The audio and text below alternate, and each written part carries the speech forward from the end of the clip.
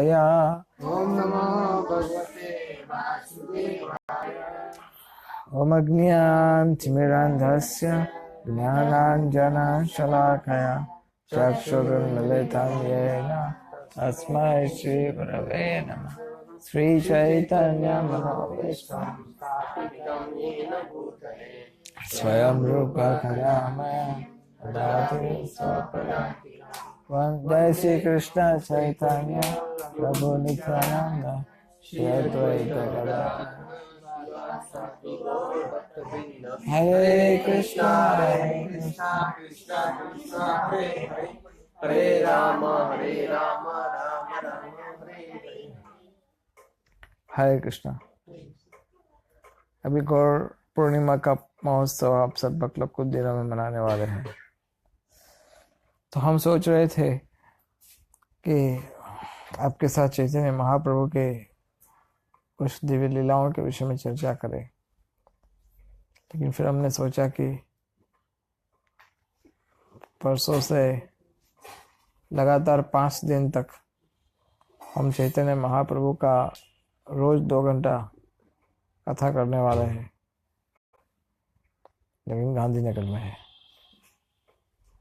तो रोज 2 घंटा कथा करने वाले हैं, जिसमें चैतन्य चरितामृत और चैतन्य भागवत और चैतन्य मंगल, ये तीनों का हम उपयोग करेंगे भगवान की दिव्य लीलाओं का चिंतन करने के लिए।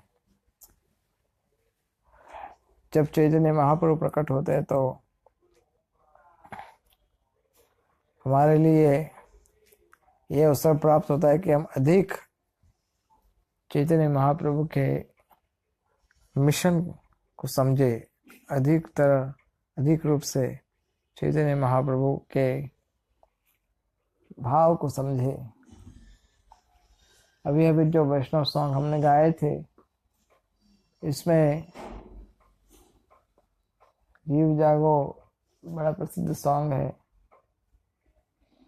चैतन्य महाप्रभु कहते हैं कि हे जीव जागो, कब तक सोते रहेंगे। वास्तव में हम सब भक्त लोग आधे जगे हुए हैं और आधे सोए हुए हैं, और ध्यान से देखा जाए तो ज्यादातर सोए हुए हैं और थोड़ी बहुत जगे हुए हैं। किस तरह से जगे हुए हैं हम? क्योंकि हमें श्रील प्रभुपाद के साथ कनेक्शन प्राप्त हुआ है। हमें चैतन्य महाप्रभु कौन है ये समझने के लिए अवसर प्राप्त हुआ है, या फिर हम हरिनाम दीक्षा या ब्राह्मण दीक्षा ले चुके हैं या लेने वाले हैं। तो इस तरह से हमारा जागरूक अवस्था शुरू तो हो गया, लेकिन अधिकतर हम निद्रावश रहते हैं। आध्यात्मिक निद्रा जो होती है वो दिखती नहीं है भौतिक दृष्टि से। आध्यात्मिक निद्रा का अर्थ होता है जब कोई भक्त अपने जीवन के लक्ष्य के प्रति गंभीर नहीं होता। जब भक्त जो होता है वो स्वयं प्रयास नहीं करता कृष्ण भक्ति में आगे बढ़ने के लिए, वह स्वयं उन चीजों को त्याग नहीं करता जो चीज वो जानता है कि ये मुझे त्यागनी चाहिए। तो वो भक्त आसक्ति में बद्ध होकर के, भौतिक आकर्षणों के सामने विवश होकर के निद्रा अवस्था में चला जाता है। और इसलिए उस भक्त को जगाने के लिए चैतन्य महाप्रभु भरसक प्रयास करते हैं। चैतन्य महाप्रभु ने जो दया भक्तों को दिखाई है, जो हमें दिया है, वो दया कोई व्यक्ति नहीं दे सकता, इम्पॉसिबल है। 2-4 दिन पहले हम आप में शायद सब भक्त लोग थे ही, हिज होलीनेस राधा गोविंद गोस्वामी महाराज मंदिर में भागवत कथा कर रहे थे। तो उन्होंने पूतना के प्रसंग की बात की थी। पूतना को किस तरह से भगवान ने रक्षा किया था, उनका उद्धार किया था। श्रीमद् भागवतम के अनुसार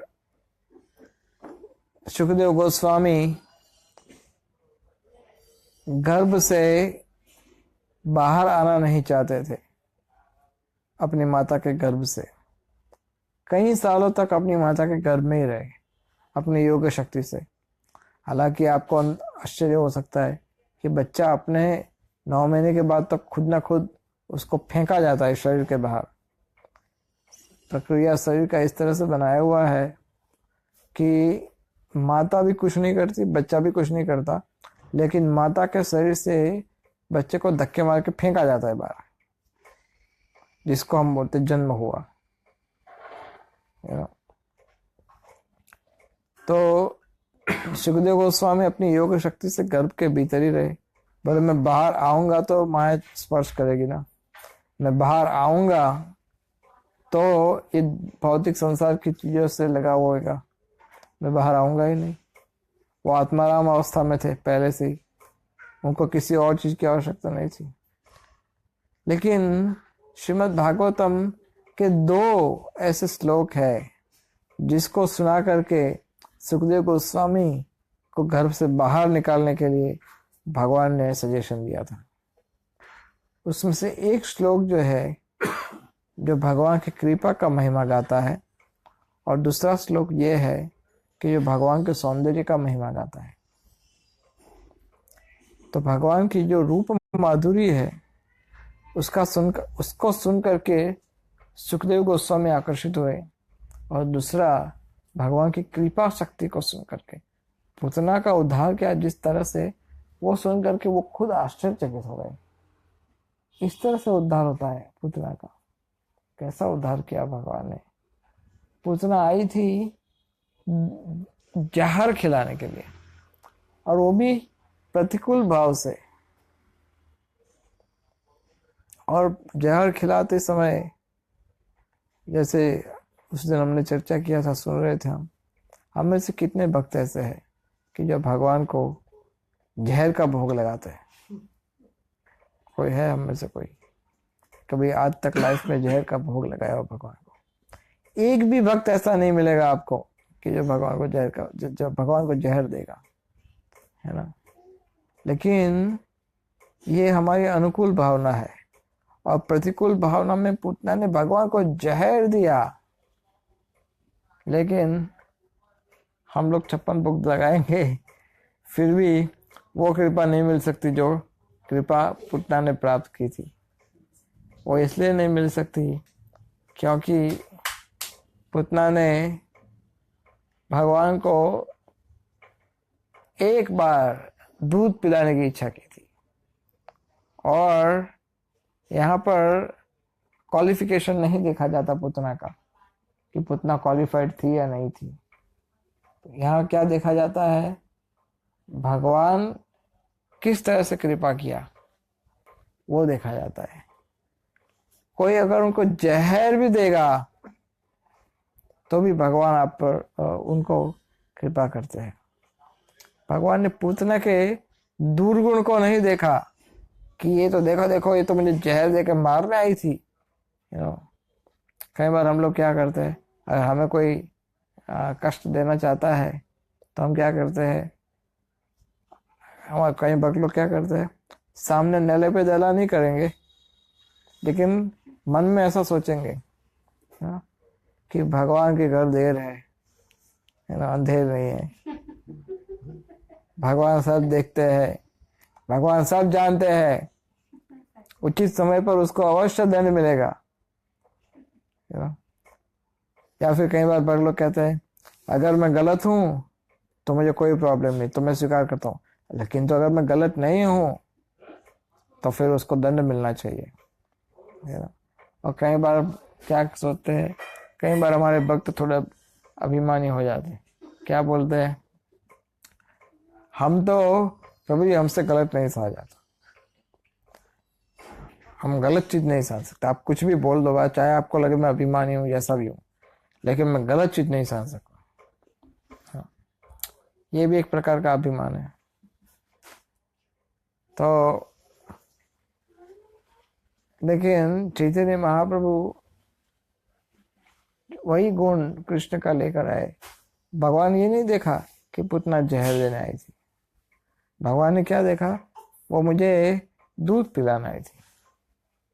तो ये भक्तों का क्वालिटी होना चाहिए कि अगर कोई व्यक्ति आपको कष्ट देना चाहता है, अगर आपको द्वेष करता है, उस भक्त की आप आध्यात्मिक सहायता कीजिए। वो भक्त का आप इस प्रकार सहायता करो कि वो अपनी गलत भावनाओं को छोड़ दे और कृष्ण के करीब पहुंच जाए। और वो जो सहायता करते हो, वो सहायता वो भी पब्लिसिटी करने के लिए नहीं करनी चाहिए कि देखो देखो इसने तो मुझसे ऐसा किया था, तो फिर भी मैंने देखो इसकी सहायता की। और ये बात छुपानी चाहिए, ये बतानी नहीं चाहिए कि आपने इनको सहायता की। तो ये उत्तम कोटि का विचार है। अगर कोई व्यक्ति आपको कष्ट देता है फिर भी आप उसको सहायता करना चाहते हो, ये उत्तम कोटि की भावना है। तो चैतन्य कृष्ण इस तरह से पूतना को मुक्ति नहीं दिया, माता का स्थान दिया। बोले तुम्हें यशोदा का सर्वेंट बन जाओ, मेड बन जाओ यशोदा के साथ। यशोदा जिस प्रकार से माता है उस प्रकार से तुम भी हमारी माता। ऐसा करके भगवान ने उनको वरदान दिया। तो ऐसा दयालु कौन होगा? ऐसा सुनकर के सुखदेव गोस्वामी आकर्षित हुए। जब हम ये बात को चर्चा कर रहे थे तो हमने सोचा कि चैतन्य महाप्रभु तो इससे अधिक दयालु है। पूतना तो जहर लेकर मारने आई थी, लेकिन चैतन्य महाप्रभु हम सब पर ऐसी कृपा कर रहे हैं कि हम तो भक्ति से या अनुकूल भाव से या प्रतिकूल भाव से, किसी भी भाव से भगवान के पास नहीं जाते, है ना। लोग भौतिक कलयुग के जो लोग हैं सब ईश्वर चेतना से विहीन है। भगवान की जो भक्ति है उसमें उनकी कोई रुचि नहीं है। हालांकि वो लोग तो कहते हैं भगवान मर गया, या कुछ बोलते हैं भगवान है ही नहीं। तो कलयुग की जो दुर्बुद्धि लोग हैं, कितने लोग हैं आप समाज में? कहीं 100 करोड़ है ना पृथ्वी की आबादी, है ना, 500-600 करोड़ ऐसा कुछ आबादी है ना पृथ्वी का। तो ये जितना भी आबादी है पृथ्वी का, हजारों लाखों करोड़ों लोग संसार में है, लेकिन इन सब का दुर्भाग्य ये है कि बहुत बुरी तरह से फंसे पड़े हैं इस संसार में। इतनी बुरी तरह से फंसे पड़े हैं कि उनको भगवान के विषय में सुनने का भी समय नहीं है और सुनना चाहते भी नहीं। आप उनके हित की बात बता रहे हो, आप उनको अच्छी बात बता रहे हो, आप चाहते हो कि आप उनका कुछ हित हो, वो आपकी बात सुनने को तैयार नहीं है।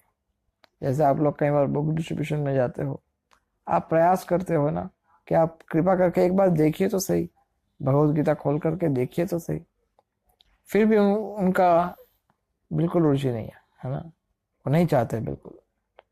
आप उनसे रिक्वेस्ट करते हो, फिर भी वो आपकी बात को सुनना नहीं चाहते। तो ऐसी अवस्था में कलयुग के जो लोग हैं उन सब पर चैतन्य महाप्रभु ने अपना सबसे बड़ा कृपा, अपना निजी प्रेम उन्होंने दिया। एक इस्कॉन की जो भक्त है या जो दीक्षित भक्त है, उस भक्त के लिए चैतन्य महाप्रभु की मिशन को किस तरह से समझना ये बहुत बड़ा आवश्यक बात है। प्रभुपाद कहते थे कि अपना जो मूवमेंट है वो इट्स अ मिशनरी मूवमेंट। बंद कर दो।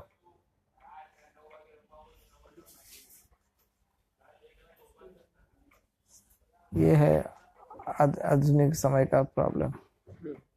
इन लोगों को चैतन्य महाप्रभु की बात बताएंगे तो वो सुनना नहीं चाहते।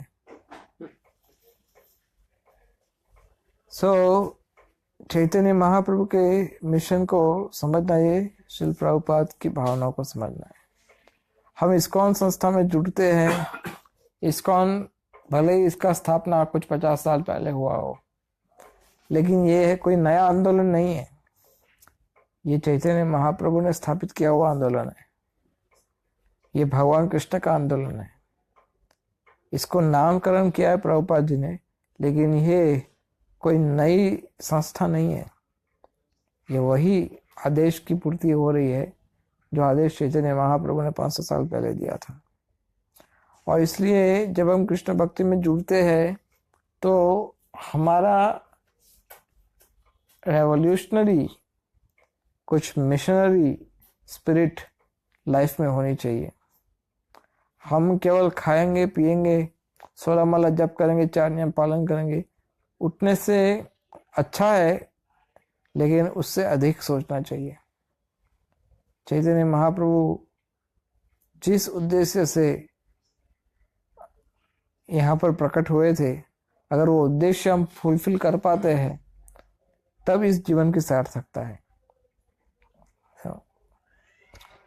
अगर आप, ऐसा भी माना जाता है कि अगर आप चैतन्य महाप्रभु के मिशन में, चैतन्य महाप्रभु का जो लक्ष्य है कि पृथ्वी ते आछे जत नगर अधिग्राम सर्वत्र प्रचार होइबे मोर नाम, पृथ्वी में जितने नगर और गांव हैं वहाँ हर कोने में हरि नाम फैलना चाहिए।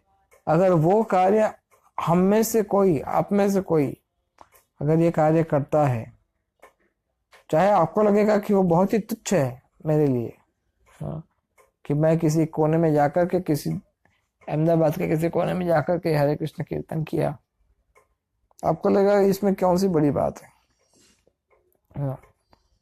ऐसे तो पूरे संसार में कीर्तन हो रहा है, तो कौन सी बड़ी बात। लेकिन हम इसको ध्यान से देखें तो हम जो ये हरे कृष्ण मंत्र को लोगों तक पहुंचाते हैं, वहां पर चैतन्य महाप्रभु की लीला में सहाय कर रहे हैं। हम स्वयं अपने आप को चैतन्य लीला का पार्षद बना रहे हैं, क्योंकि चैतन्य लीला केवल 500 साल पहले थी, उतना नहीं है। चैतन्य महाप्रभु की जो लीला है वो तब तक चलती रहेगी जब तक श्रील प्रभुपाद के अनुयायी ये संस्था को फैलाते रहेंगे, ये मिशन को फैलाते रहेंगे, तब तक चैतन्य महाप्रभु की लीला चलती रहेगी। इसमें ये नहीं सोचिए कि चैतन्य महाप्रभु तो आए थे 500 साल पहले, कुछ 40-50 साल लीला करके चले गए, अब क्या। नहीं, वो तो अभी भी आपके साथ है। और ये ऐसे ठाकुर है चैतन्य महाप्रभु कि उनको जितना हमारा फिक्र है उतना आज तक किसी अवतार ने इतना फिक्र नहीं दिखाया हम पर। उन्होंने हमारा जितना, हमारे लिए जितना उन्होंने सोचा है उतना आज तक किसी अवतार ने नहीं सोचा भगवान ने। ये वो अवतार है चैतन्य महाप्रभु जो केवल यही देखते हैं कि किस तरह से, ये ना कहना प्रकार है ना, जीव को इस भवबंधन से मुक्ति दिया जाए, वो यही सोचता है। और उसके लिए कुछ ये कॉम्प्रोमाइजेस करने पड़े तो वो करने को भी तैयार है। उन्होंने इतनी सारी लीलाएं प्रस्तुत की, और उनका लीला का जो प्रकार है उसका औदार्य लीला कहते हैं, उदारता की लीला। जैसे फॉर एग्जाम्पल चैतन्य महाप्रभु ने ऐसा वरदान दिया था, गंगा जो रिवर है ना, गंगा मायापुर में, ऐसा वरदान दिया था कि गंगा से बहती हुई पवन, गंगा को छू करके जो पवन आएगी, अगर वो पवन आपको छुएगी तभी भी आपको गौर प्रेम प्राप्त हो सकता है। ऐसा वरदान दिया था गंगा को। आप सोचिए मीन्स क्या उनका किस दृष्टि से भगवान सोचते हैं हमारे कल्याण के लिए, किस तरह से जीवों का उद्धार हो सके। आज नवद्वीप में फेस्टिवल चल रहा है मायापुर में, इस्कॉन में हजारों भक्तों इकट्ठे हुए हैं और सब मिलकर के जय सच्चिदानंद गाते हैं। तो इन सब भक्तों का उद्धार निश्चित है, क्योंकि वो सब चैतन्य महाप्रभु का जाने अनजाने में अपराध से या अपराध बिना हरि नाम का उच्चारण कर रहे, उनका गुणगान गा रहे। अब उस समय ये नहीं देखा जाता कि ये भक्त जब अपने देश वापस जाएगा, अपने गांव वापस जाएगा, तब वो किस प्रकार की शैतानी करता है, किस प्रकार के अपराध करता है।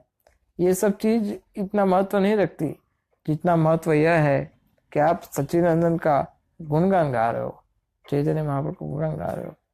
ये है भगवान का स्वभाव, वो आपके दुर्गुणों को नहीं देखते।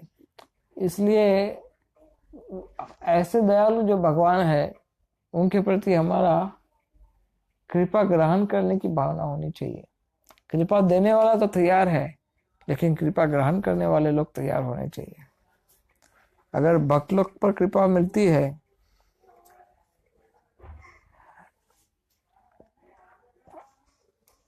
लेकिन भक्त लोग उसको स्वीकार कर सके, इतने क्वालिफाइड होना चाहिए। जिसका क्वालिफिकेशन क्या है? तत्र मूल्यम तत्रम लौल्यम अपि एकलम मूल्यम मूल्यम एकलम। लोभ, कृष्णदास कविराज गोस्वामी कहते हैं, जिनकी कृपा से एक मूर्ख व्यक्ति चैतन्य महाप्रभु के गुणगान गा सकता है, एक मूर्ख व्यक्ति वेदों के रहस्य को बता सकता है, एक मूर्ख व्यक्ति जिनकी कृपा से, जिनकी कृपा से मुखम करोति वाचालम, गूंगा व्यक्ति बोल सकता है, पंगुम लंगड़ा व्यक्ति पर्वतों के पार जा सकता है। असंभव सारे कार्य संभव हो सकते हैं चैतन्य कृपा से, और चैतन्य की कृपा नहीं हुई तो सारे संभव कार्य भी असंभव हो जाएंगे। इससे ये नहीं सोचिए कि किस पर चैतन्य महाप्रभु की कम कृपा या ज्यादा कृपा होगी। अगर आप चाहोगे तो आपको चैतन्य महाप्रभु की वही कृपा प्राप्त हो सकती है जैसी कृपा श्री प्रभुपाद को प्राप्त हुई थी। आप भी ये कृपा प्राप्त कर सकते हो। आपको लगेगा कि नहीं, वो तो कैसे संभव, वो तो प्रभुपाद थे। लेकिन अगर आप प्रभुपाद के बताए गए मार्ग पर चलोगे तो जो कृपा प्रभुपाद को मिली है, प्रभुपाद चाहेंगे कि उससे अधिक कृपा आपको मिले। प्रभुपाद ये नहीं कहते कि प्रभुपाद क्या कहते थे, बाप क्या चाहता है उनका बेटा सवाया हो, है ना, बेटा जो है वो अधिक कार्य करे। यही कार्य चैतन्य महाप्रभु चाहते तो सारे संसार को भक्त बना सकते थे, लेकिन उन्होंने सारे संसार को भक्त नहीं बनाया। ये कार्य उन्होंने छोड़ दिया उनके भक्तों के लिए। भक्ति सिद्धांत चाहते तो उनके लिए क्या संभव था। भक्ति सिद्धांत सरस्वती इतने स्ट्रांग आचार्य थे कि अगर वो चाहते तो ये पृथ्वी को तो क्या, वो पूरे ब्रह्मांड को एक ही समय में भक्त बना सकते थे। इतने शक्तिशाली थे, सो स्ट्रांग। लेकिन उन्होंने भारत से बाहर भी नहीं किया प्रचार। 1-2 शिष्य को भेजा था उन्होंने विदेश, लेकिन ये कार्य उन्होंने खुद नहीं किया। यह है आचार्यों का स्वभाव। ये कार्य उन्होंने प्रभुपाद के लिए छोड़ दिया, तुम करो ये कार्य। और प्रभुपाद चाहते तो क्या नहीं कर सकते थे। जो व्यक्ति 12 साल में सारे संसार में हजारों लाखों की संख्या में भक्तों को बना सकता है, जो ऐसे ऐसे कार्य कर सकते हैं जो असंभव कार्य है। अगर वो चाहे तो कौन से असंभव कार्य नहीं कर सकते थे। प्रभुपाद ये कर सकते थे, लेकिन फिर भी उन्होंने ये नहीं किया। क्यों नहीं किया? क्योंकि वो चाहते थे कि आगे का कार्य उनके शिष्य। कई बार कोई हम ये भी सोचते होंगे कि ऐसा क्यों हुआ कि श्री प्रभुपाद लगातार 25 साल तक इंडिया में संघर्ष करते रहे और तब तक वो विदेश नहीं गए, और उनके जीवन के अंत समय में कुछ 10-12 साल ही बचे थे, उस समय विदेश गए। कोई भी ये प्रश्न कर सकता है कि अगर भगवान उनसे प्रचार करवाना ही चाहते थे तो उन्होंने जीवन की शुरुआत में क्यों नहीं किया, उन्होंने अंत समय में क्यों किया? क्योंकि यहाँ पर भगवान की अपनी इच्छा काम करती है, और श्री प्रभुपाद की भी स्पेशल कृपा उनके अनुयायियों पर है। प्रभुपाद के जो शिष्य है वो शिष्य को बाकी कार्य सौंपा। अक्सर देखा जाता है कि जो संस्था के संस्थापक आचार्य शरीर छोड़ते हैं तो संस्था धीरे धीरे कॉलप्स हो जाती है। 99% संस्था आप देखेंगे, संस्थापकाचार्य चले जाते हैं, उनके फाउंडर जो होते हैं मर जाते हैं, तो क्या होता है, धीरे धीरे धीरे संस्था में झगड़े, वो तो कलयुग का लक्षण है। संस्था के नियम टूट जाते हैं, कॉलप्स हो जाते हैं, सब बहुत कुछ होता है। लेकिन श्री प्रभुपाद का जो संस्था है वो प्रभुपाद का अपना थोड़ी ना है। प्रभुपाद का जो आंदोलन है वो प्रभुपाद का अपना थोड़ी है, वो तो स्वयं भगवान का है। और ये भगवान के निष्कपट शक्ति प्रदत्त पार्षद है श्री प्रभुपाद। इसलिए उनकी जो संस्था है उन्होंने जो बनाई वो 50 साल में कई गुना ज्यादा बढ़ गई और अभी भी बढ़ रही है, इतनी तेजी से बढ़ रही है। जैसे आपके अहमदाबाद का जो स्थान है बुक डिस्ट्रीब्यूशन मैराथन में, वो म्यूजियम टेम्पल जो है मध्यम कक्षा का मंदिर, उसमें इस साल अहमदाबाद का स्थान जो है वो नंबर 1 आया पूरे विश्व में। अभी तक दूसरे स्थान या तीसरे स्थान पे होता था। इस साल हम अहमदाबाद के भक्तों ने नंबर 1 स्थान प्राप्त किया मध्यम। और जो टॉप 5 टेम्पल, टॉप 10 टेम्पल है, उसमें चौथा या 5वां स्थान पूरे विश्व में प्राप्त किया। सभी मंदिरों में, इस्कॉन के जितने भी मंदिर है सभी मंदिरों में चौथा या 5वां स्थान अहमदाबाद के। और अहमदाबाद के भक्तों की संख्या कितनी कम है, अगर आप ध्यान से देखोगे तो हैंडफुल डिवोटीज है, कुछ ज़्यादा है नहीं। लेकिन ये भक्त लोग इतना मेहनत करते हैं तो ये प्रचार हो रहा है। लेकिन अगर आपने 1 लाख भगवद गीता डिस्ट्रीब्यूट किया है तो ये 1 लाख भगवद गीता अपना ये नहीं सोचना चाहिए कि ये जो पुस्तक वितरण हुआ उसका प्रभाव नहीं होगा। उसका प्रभाव होगा, लेकिन वो धीरे धीरे अचानक आप देखना धीरे धीरे धीरे भक्तों की संख्या इतनी बढ़ जाएगी। और ये धीरे धीरे बढ़ने वाली चीज है। ऐसा नहीं होता कि एक दिन में जनवरी दिसंबर में 1 लाख गीता हुआ तो जनवरी में आपको 1 लाख नए भक्त मिलेंगे, ऐसा नहीं होता है। वो धीरे धीरे बढ़ता है और वो आपको बता के नहीं बढ़ेगा कि देखो देखो आपने वो डिस्ट्रीब्यूट किया था ना, तो देखो हम भक्त बन गए। वो आपको बता के नहीं बढ़ेगा भक्तों की संख्या। वो आपको देखना है कि भक्तों की संख्या प्रचार कैसे बढ़ रहा है। तो ये मायापुर फेस्टिवल में जाओ, देखो कितने लोग आते हैं, क्राउड कितना होता है। ये कार्तिक फेस्टिवल में जाओ वृंदावन में, देखो क्राउड कितना है। तब आपको पता पड़ेगा कि भक्तों की संख्या कम हो रही है या बढ़ रही है। तो धीरे धीरे धीरे प्रचार और बढ़ रहा है, लेकिन ये प्रचार करने वालों की संख्या भी बढ़नी चाहिए। अभी हमारी जो संख्या बढ़ रही है वो भक्त जुड़ रहे हैं, लेकिन हम चाहते हैं कि हर एक जुड़ा हुआ भक्त और 1000 लोग को जोड़े, ये आवश्यक है। इसलिए किसी न किसी भक्त को तो ये कार्य अपने सिर पर जिम्मेदारी के रूप में लेना चाहिए। और जो भक्त ये जिम्मेदारी लेता है ठीक से महाप्रभु को बहुत प्रिय हो जाता है वो भक्त। भगवान चैतन्य चाहते हैं ऐसा कि जीवन समर्पण करो। और प्रचार तभी हो सकता है जब आप में पवित्रता है, आपका हृदय पवित्र है, तभी प्रचार हो सकता है। और जो प्रचार करने वाला भक्त है, जैसे फॉर एग्जाम्पल अगर कोई डॉक्टर है, अगर वो ऑपरेशन थिएटर या हॉस्पिटल में जाता है तो वो क्या करता है, मास्क है, हाथ पाँव सब कुछ कवर करके जाता है। इसका क्या कारण, क्यों करता है ऐसा वो? क्योंकि उसका स्वस्थ रहना बहुत आवश्यक है, तभी वो बीमार लोगों का इलाज कर सकता है। डॉक्टर अगर खुद बीमार हो गया तो मरीजों को क्या सहायता कर पाएगा, है ना? तो डॉक्टर का स्वस्थ रहना बहुत आवश्यक है। और उसके लिए कभी कभी उसको ये सब लगाना पड़ता है, मुंह पे मास्क वगैरह सब लगाना पड़ता है। हालांकि उसको कुछ शौक नहीं है इसे लगा के घूमना, लेकिन ये सब लगाना पड़ता है। क्यों? क्योंकि वो चाहता है कि वो स्वस्थ रहे।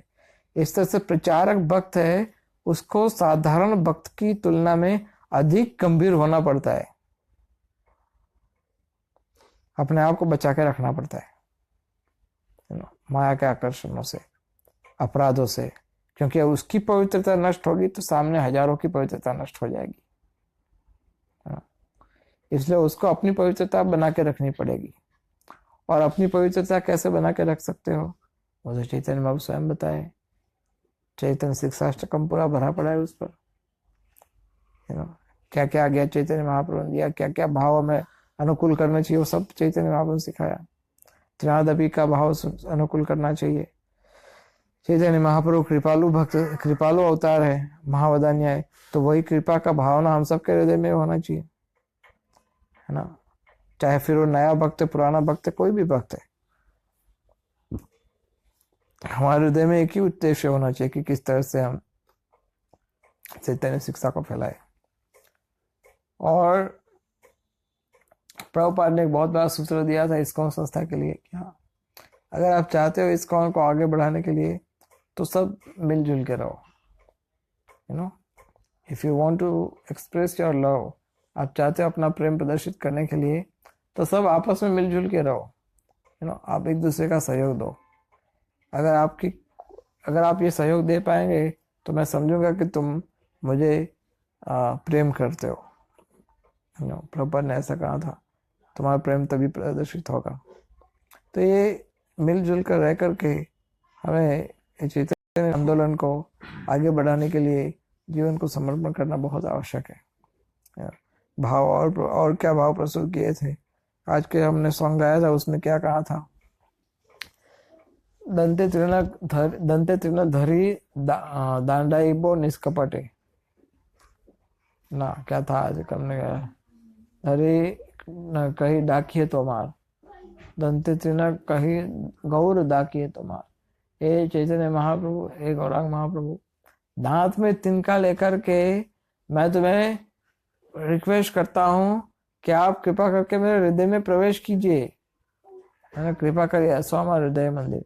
और आगे कहते हैं कि यदि दया ना करी बे पति तो देखिए, अगर आपको ऐसा लगता है कि मैं बहुत पतित हूँ और मुझ पर दया नहीं हो सकती, अगर आपको ऐसा लगता है कि भाई ये तो बहुत पतित है, इस पर दया नहीं करनी चाहिए, तो फिर पतित पावन आपका नाम क्यों पड़ा?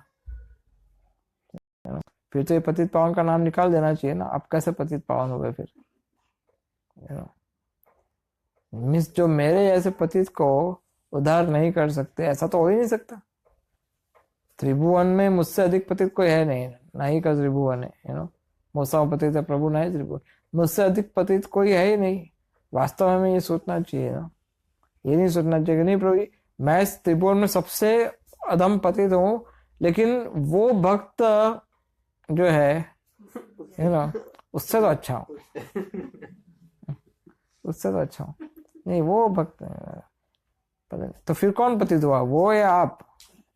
अब पतित तो मैं ही रहूंगा क्योंकि कृपा मुझे चाहिए, पतित तो मैं ही रहूंगा, लेकिन वो भक्त भी यू नो वो मुझसे अधिक अच्छा नहीं है।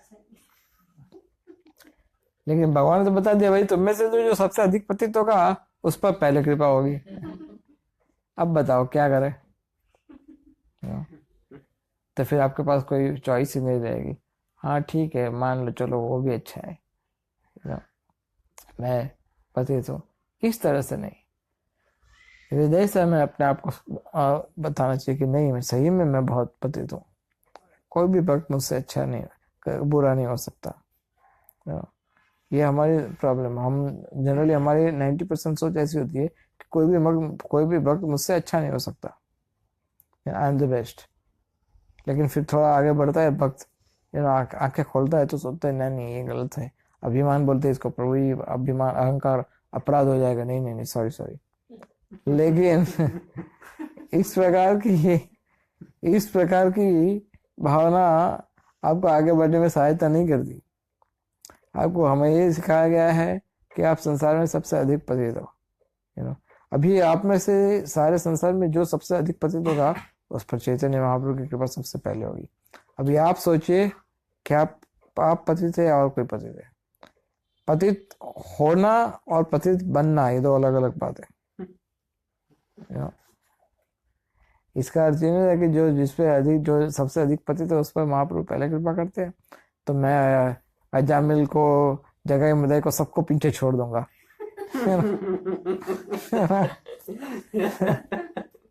सब प्रकार के पाप, मैं इतने पाप करूंगा, कि भगवान को मुझ पर कृपा करनी चाहिए। मैं सबसे पतित, वो तो पतित बनने की आवश्यकता नहीं, तुम पतित ऑलरेडी हो।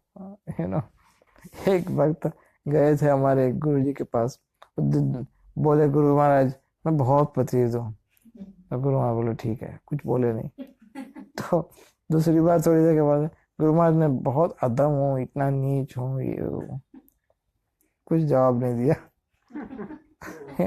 और तीसरी बार फिर से बोला गुरु महाराज मैं बहुत पतित हूँ, तुच्छ हूँ, पापी हूँ, नीच हूँ। गुरु महाराज ने उसको बोले हाँ तो पता है, कितनी बार बताओगे, मुझे पता है।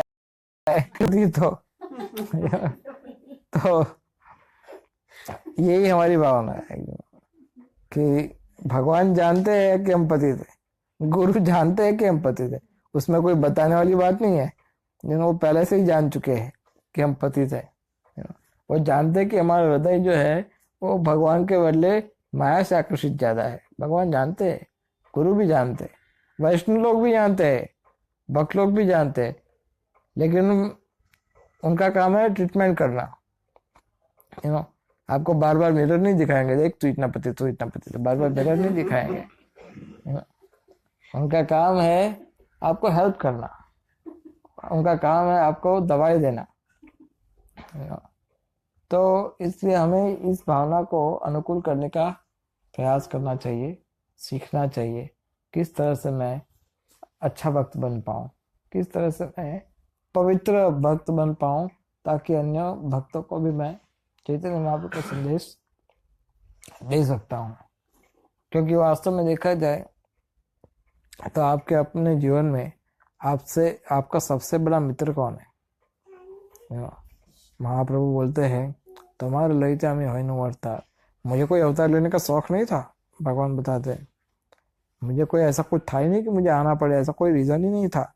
वो तो तुम्हारे लिए तो मैं प्रकट हुआ, तुम्हारे जीव मैं तुम्हारे लिए अवतार लेके आया। आमे बिना बंधु और क्या है तुम्हार, मेरे बिना तुम्हारा और कौन बंधु है? और तुम मुझे ही मेरी बात नहीं सुनना चाहते। मैं तुम्हें इतना हेल्प करना चाहता हूँ, मैं तुम्हें इतनी सहायता करना चाहता हूँ, मैं तुम्हें सुख देना चाहता हूँ, तो और तुम दुख की ओर भाग रहे हो। मैं तुम्हें अमृत देना चाहता हूँ और तुम विष की ओर भाग रहे हो। मैं तुम्हें सहायता करना चाहता हूँ, मैं तुम्हें प्रेम दे रहा हूँ। दोनों हाथ उठाकर भगवान बताए आओ मेरे पास। क्यों जा रहे हो मुझसे दूर, आओ मेरे पास। Why you want to go away? फिर भी हम चाहते नहीं, हाँ हमें शायद इससे अधिक कृपा मिल, इससे अधिक सुख मिल सकता है। तो इसलिए भगवान कहता है कि आमी मेरा बंधु और क्या है तुम्हारा, मेरे बिना तुम्हारा और कौन है मित्र? कोई मित्र है, कोई बंधु है? नहीं है। अगर तुम मानते हो या नहीं मानते हो, लेकिन वास्तविकता यही है। तो इसलिए हमें भक्तों को गंभीर भक्त बन करके एक ही उद्देश्य के साथ जीवन को जीना चाहिए। क्या? किस तरह से चैतन्य महाप्रभु का संदेश सब तक, सब जगह पहुंचे, किस तरह से प्रभुपाद की इच्छा जो है वो पूरी हो। बस यही उद्देश्य। फिर आप देखो आपका जीवन बड़ा सुखमय हो जाएगा, बड़ा आनंदित हो जाए, क्योंकि आपकी और कोई झंझट है ही नहीं लाइफ में। कौन क्या सोचता है, ये आपका जो so called social environment devotees के बीच में आ जाता है, और उसमें फिर मूल उद्देश्य गुम हो जाता है कई बार। तो मूल उद्देश्य गुम हो जाने से आपका जीवन कृष्ण भक्ति में भी दुखी हो जाता है। लेकिन कृष्ण भक्ति वाला जीवन दुखी होना ही नहीं चाहिए, वो तो सुख में चाहिए। तो इसलिए हमें उद्देश्य को पकड़ के रखो और उसके लिए जीवन को समर्पित करो। बाकी जो आता है जाता है वो उससे हमारा कोई लेना देना नहीं। हमारा काम है उद्देश्य पूर्ति हो बस। So stop here. कोई प्रश्न हो तो बताइए। मुझे आपने बोला कि भगवान बहुत दयालु है, हमारे सभी जो अपराध भी क्षमा कर सकते हैं। तो धाम में कर सकते हैं या हम उनको कहीं पे भी हम हमारा अपराध? चैतन्य महाप्रभु केवल एक ही चीज बताई कि किसी वैष्णव का अपराध मत करो, और कोई भी अपराध क्षमा हो। वो सारी इंपॉर्टेंट नहीं है इतने। वैष्णव का अपराध मत करो, ये बड़ा भारी अपराध है। इसका अर्थ ये नहीं कि बाकी से अपराध का महत्व नहीं है। अपराध तो सभी है, लेकिन वो सारे अपराध इतने भारी नहीं जितना वैष्णव अपराध भारी है।